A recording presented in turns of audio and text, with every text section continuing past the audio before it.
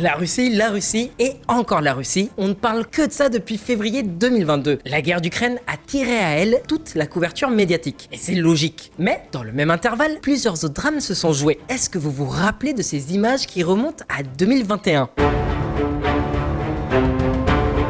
Depuis le retrait des derniers contingents de l'armée US en août 2021, le pays est retombé aux mains des talibans, des intégristes fous furieux. Mais à l'époque, si on n'avait pas pu vous en parler, c'est parce que Diplo n'existait pas encore. Finalement, on est une chaîne encore toute jeune. C'est pour ça qu'on t'invite à t'abonner pour pas louper les prochaines vidéos et pour nous accompagner dans cette belle aventure. Bref, le fait est que 2 ans plus tard, on peut déjà dresser un bilan provisoire de l'Afghanistan sous le régime taliban. Bon, avec des news comme celle-ci, je pense pas qu'on va prendre le contre-pied de qui que ce soit.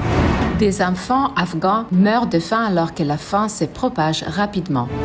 La faim et la pauvreté continuent d'enfoncer les Afghans désespérés. La manque de financement frappe l'économie afghane en difficulté, entraînant une hausse de la pauvreté. L'Afghanistan est en train de traverser l'une des pires crises de son histoire. Une crise économique, mais aussi et surtout une crise humanitaire. Surtout que l'aide internationale, elle arrive beaucoup moins facilement dans le pays à cause des autorités talibanes et aussi de la guerre en Ukraine. Et à part ça, les libertés individuelles, elles sont dans le caniveau. Ne parlons même pas des femmes qui sont considérées comme des meubles. L'Afghanistan est candidat pour la palme de la pire destination touristique en 2023. Donc, comment la situation a-t-elle dégénéré à ce point? Quels sont les résultats du régime taliban? Est-ce qu'il est à la dérive ou au contraire, est-ce qu'il parvient à s'adapter progressivement? On t'explique tout dans cette vidéo. Taliban 1.0. La plupart d'entre vous pensaient certainement que les talibans sont des écervelés qui n'ont rien à faire à la tête du pays. Eh bah, vous avez raison. Mais est-ce que vous savez d'où ils sortent? Déjà, est-ce que le mot Moudjahidine vous évoque quelque chose? Eh bah, à la base, les talibans étaient des Moudjahidines, des guerriers du djihad, la guerre sainte. Et quand l'Union soviétique a envahi l'Afghanistan en 79, les USA ont soutenu les Moudjahidines financièrement et militairement. En 89, les soviétiques sont défaits et se retirent d'Afghanistan. Bilan, environ 26 000 soldats soviétiques tués. Mais en 92, les Moudjahidines déclenchent une sorte de guerre civile qui dure jusqu'en 96. On vous épargne les détails, ce qu'il faut retenir, c'est que de cette guerre civile émergent les talibans qui la remportent. C'est comme ça qu'en 96, l'Afghanistan se retrouve avec son premier régime taliban au pouvoir.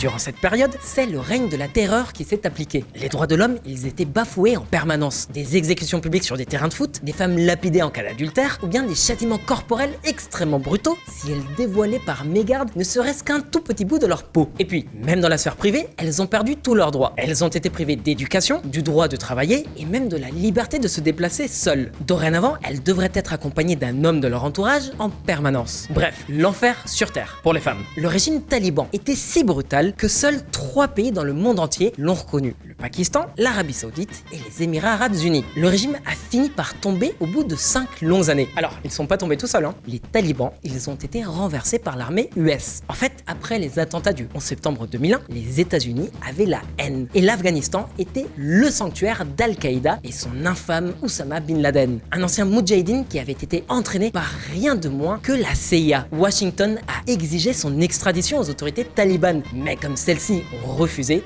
l'armée US, elle les a fait dégager. Rien ne se mettrait en travers du marteau de la justice made in USA. En octobre 2001, G.I. Joe, à la tête d'une coalition de pays alliés dont la France, débarque en Afghanistan et c'est la fin du premier régime taliban.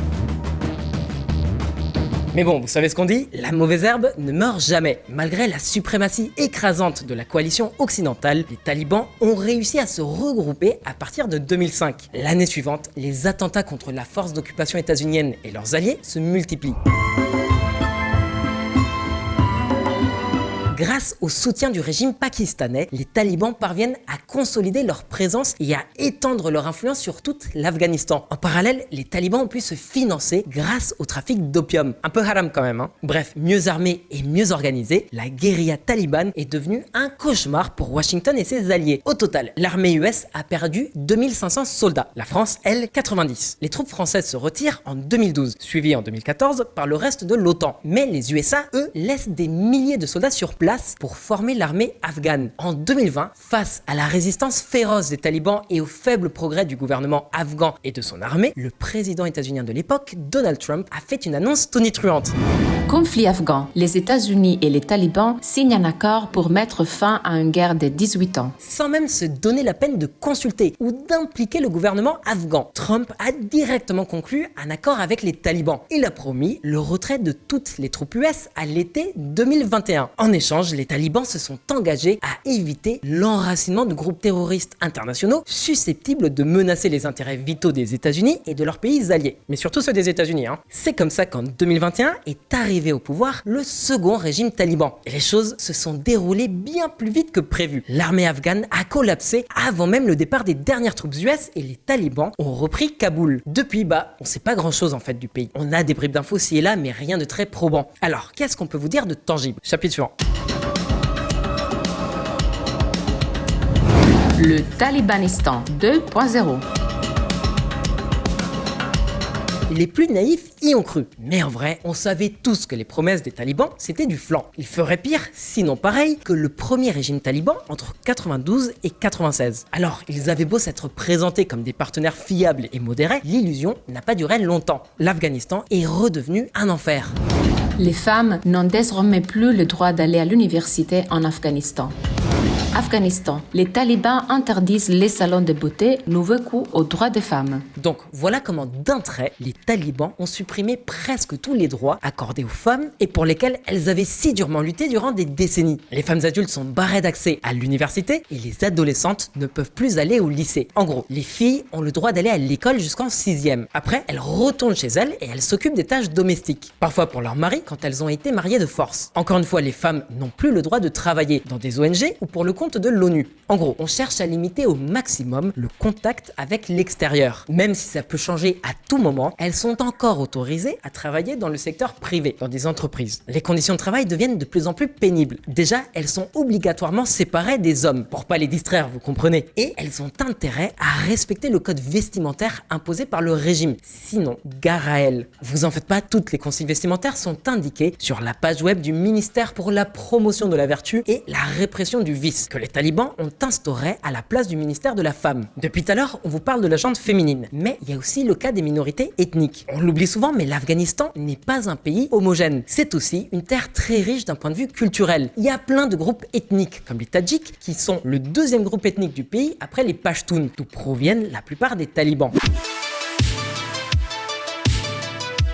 Et tout comme les femmes, qui sont nombreuses à protester, les Tadjiks sont très critiques de l'action talibane, ce qui leur vaut une répression brutale. Des rafles, des raids expéditifs, des arrestations arbitraires, des passages à tabac, des disparitions forcées, des exécutions extrajudiciaires, etc., etc. Les tourmentes des Tadjiks sont sans commune mesure. Zéro liberté d'expression, zéro dissidence politique. Bref, bienvenue au Talibanistan. Et vous vous rappelez de la condition imposée par Trump avant de signer l'accord avec les talibans, celle de faire en sorte que l'Afghanistan ne deviennent pas un repère de terroristes, c'est raté. Le crime et le terrorisme prospèrent à nouveau en Afghanistan, dans un contexte de ruine économique, prévient Korosi. Et ouais, Al-Qaïda, le TPP, les talibans pakistanais se baladent librement dans le pays. C'est pas une exagération, preuve à l'appui. 2 août 2022, le chef d'Al-Qaïda, Ayman al-Zawahiri, tué dans la capitale afghane par un drone états-unien. Alors, on va quand même reconnaître aux talibans un seul mérite, c'est qu'ils combattent Daesh dans la région du Khorasan. D'ailleurs, c'était cette branche de l'organisation État islamique qui avait attaqué l'aéroport de Kaboul durant le retrait des derniers GIs. L'attentat avait coûté la vie à 150 Afghans et 12 soldats US. Après, ne soyons pas naïfs, cette guéguerre n'a rien à voir avec les engagements pris envers Trump par les talibans. C'est avant tout une lutte pour le pouvoir. En revanche, malgré toutes les horreurs qu'on vous a citées, il y a quand même quelques bonnes surprises. Déjà, compte tenu du contexte, la gestion économique du pays est pas du tout dégueulasse. En fait, après le choc économique initial, les talibans ont réussi à stabiliser l'économie afghane. L'Afghanie, la devise nationale, a récupéré une partie de sa valeur grâce au contrôle des flux de capitaux, les talibans étant très stricts sur les flux sortants de dollars US. Et puis, d'après la Banque mondiale, la corruption des douanes est passée de 62% à seulement 8% en raison des lourdes peines encourues par les contrevenants. Rappelez-vous que maintenant, c'est la charia, la loi islamique qui s'applique en Afghanistan. 5e sourate, verset 38 du Coran. Coran. Le voleur et la voleuse à tous deux coupé la main en punition de ce qu'ils ont acquis, comme châtiment de la part d'Allah. Bref, les talibans ont réussi à trouver les fonds nécessaires pour payer les salaires des 800 000 fonctionnaires du pays, dont 150 000 militaires et 200 000 policiers. Tant qu'ils paient, ils n'ont pas à craindre de coup d'État. Ils s'offrent même le luxe de s'offrir de grands projets d'infrastructure.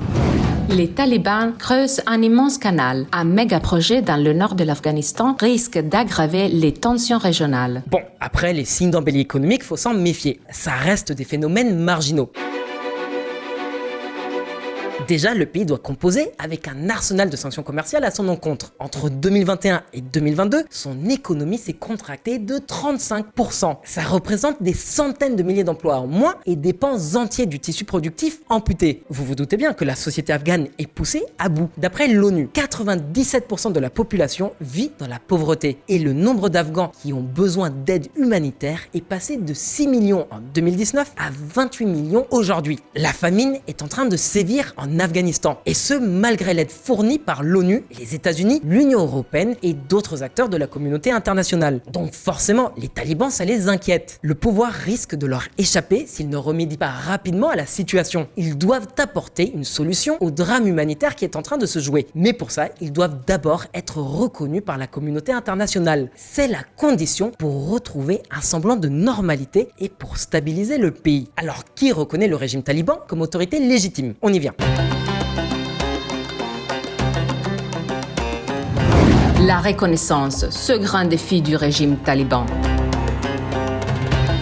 Vous vous rappelez quand on vous a dit que seuls 3 pays reconnaissaient le régime taliban dans les années 90? Et bah aujourd'hui, ils sont 0. Même le Pakistan s'est pas risqué à une entreprise aussi hasardeuse. Même les plus proches alliés des talibans ne leur font pas confiance. Mais pour des raisons plutôt étonnantes. Déjà, l'Inde apporte son soutien au régime taliban en place. Et ça ne passe pas du tout à Islamabad, la capitale pakistanaise, dont l'ennemi juré, c'est justement l'Inde. En fait, l'Afghanistan et le Pakistan se font face dans un conflit frontalier. La raison? La ligne du rang. C'est une limite arbitraire qui avait été fixée en 1893 par l'émir afghan et le Raj britannique, qui englobait à l'époque l'Inde, le Pakistan, le Bangladesh et la Birmanie. Quand le Pakistan est devenu indépendant, il a hérité des frontières fixées par l'ancienne puissance coloniale. Or, Kaboul, la capitale afghane, ne peut pas redéfinir le tracé de la frontière sans l'accord d'Islamabad. Donc les heurts à la frontière sont assez courants.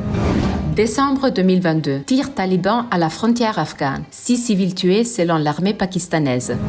Février 2023, fusillade à la frontière entre l'Afghanistan et le Pakistan. Mais il semblerait que dernièrement, les choses seraient en train de se calmer. 8 mai 2023, le Pakistan et l'Afghanistan conviennent de stimuler les commerces et de réduire les tensions frontalières. Après, il n'y a pas que le Pakistan qui est sur ses gardes. D'autres puissances régionales sont aussi prudentes. Tant le Pakistan que la Russie et la Chine sont extrêmement attentives aux problématiques sécuritaires.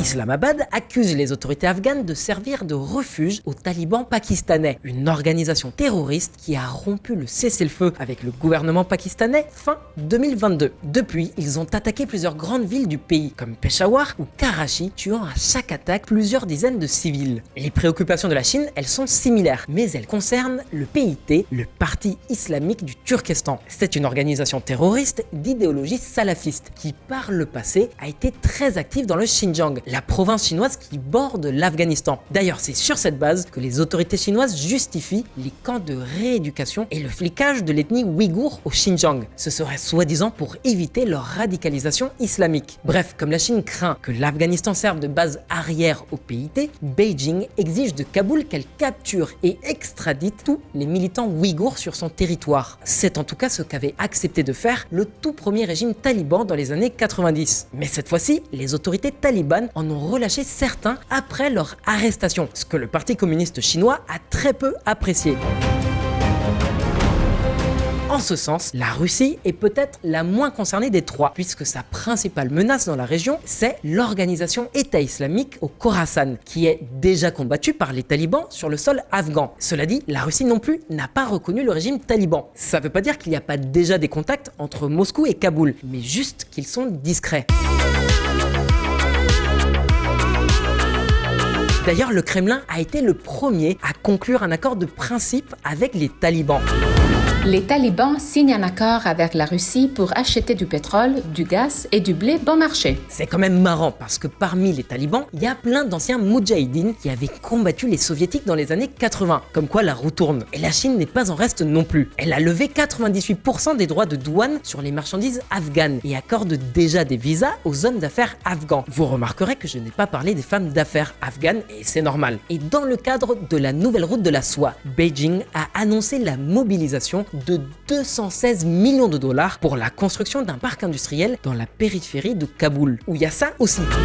Beijing-Kaboul. Les Chinois vont exploiter le pétrole des talibans en Afghanistan. Mais en décembre 2022, Daesh organise un attentat contre un hôtel à Kaboul, très fréquenté par les milieux d'affaires chinois. Beijing prend alors la décision de rapatrier tous ses ressortissants. N'empêche que si la Chine, la Russie ou le Pakistan finissent par reconnaître le régime taliban dans les mois qui viennent, ça n'aurait rien de vraiment étonnant. D'ailleurs, s'ils ne reconnaissent pas encore la légitimité du régime taliban, en concluant des accords avec les talibans, la Chine, la Russie et le Pakistan les reconnaissent bien en tant que partenaires crédibles. Et ça, c'est déjà un premier pas en soi. Par contre, les conditions sécuritaires et les garanties juridiques fournies par les talibans sont clairement pas au niveau.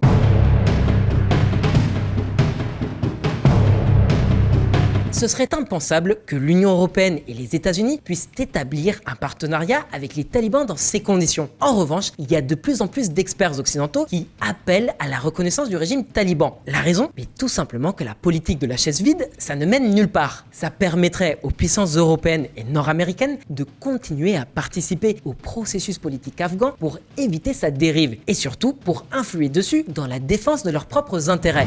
Les États-Unis devraient reconnaître diplomatiquement le gouvernement taliban d'Afghanistan. Ce n'est pas facile pour moi de le dire en tant qu'ancien ambassadeur afghan. Pour beaucoup, cela sera perçu comme une trahison douloureuse. Mais l'alternative, permettre à l'Afghanistan de vriller dangereusement en un royaume ermite et renoncer aux moyens d'influencer ou de façonner les événements, entraînera des conséquences encore plus désastreuses pour tous. Javid Ahmed, ancien ambassadeur afghan dans un article de Foreign Policy 2023. Tout comme cet ex-ambassadeur, plein d'analystes estiment qu'aucune sanction, aussi nombreuses qu'elles soient, ne feront fléchir les talibans. Ils continueront à violer les droits humains, en particulier ceux des femmes et des minorités ethniques et sexuelles. Donc la meilleure stratégie, ça serait de reconnaître le régime taliban pour exercer coûte que coûte des moyens de pression. En tout cas, il y a un débat au sein des hautes sphères diplomatiques.